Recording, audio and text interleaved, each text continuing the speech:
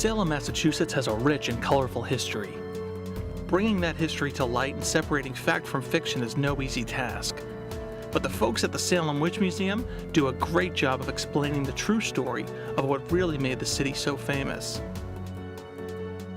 Across from Salem Commons, at the intersection of Washington Square and Brown Street, a foreboding statue of Salem's founder Roger Conant sets the tone for the story told inside.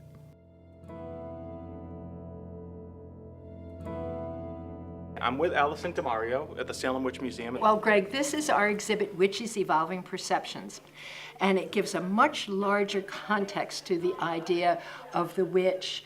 As you know, the Salem witch trials took place in a very short period of time, and we needed to give a larger context to that history. Yes. So it makes more sense. One way we make our point is to have a wall of images of the witch in different interpretations. So there's a humorous way to look at that image. There is, of course, the typical frightening Wicked Witch of the West. Just by giving different images, I think we give the idea that it's a very complicated word and a challenging one. And you need to think of how you're using it and when you're using it. We then look at the origins of the witch. Why is there even such an image in our culture? And maybe it goes back to ancient times before Christianity, when an older woman in a community might have power and respect because she could help with childbirth, she could give advice, and most importantly, she could cure. You must be proud that the Witch Museum definitely has a positive impact on the local community and the regional community. Yeah, I think we're very proud of that, and I think, as I said, a lot of our visitors leave here with a different view of not only of what happened here in 1692.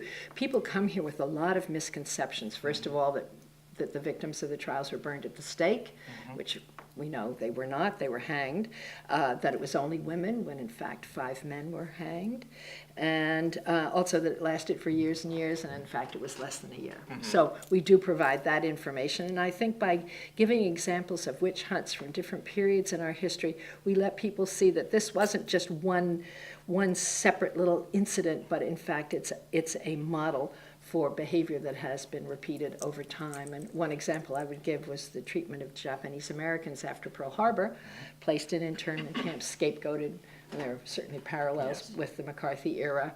So I think we do bring the 1692 Salem trials up to date. Well, thank you very much for being a part of our show, Allison. Oh, you're really very appreciate welcome. Your time. Great. It was very nice to meet you. Allison DeMario from the Salem Witch Museum. Thanks.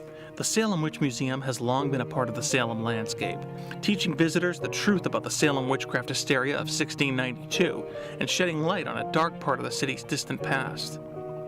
When you visit this corner of Massachusetts, stop by the Salem Witch Museum for a history lesson that is as entertaining as it is valuable. If you're looking for the spirit of New England, you'll find it at the Salem Witch Museum.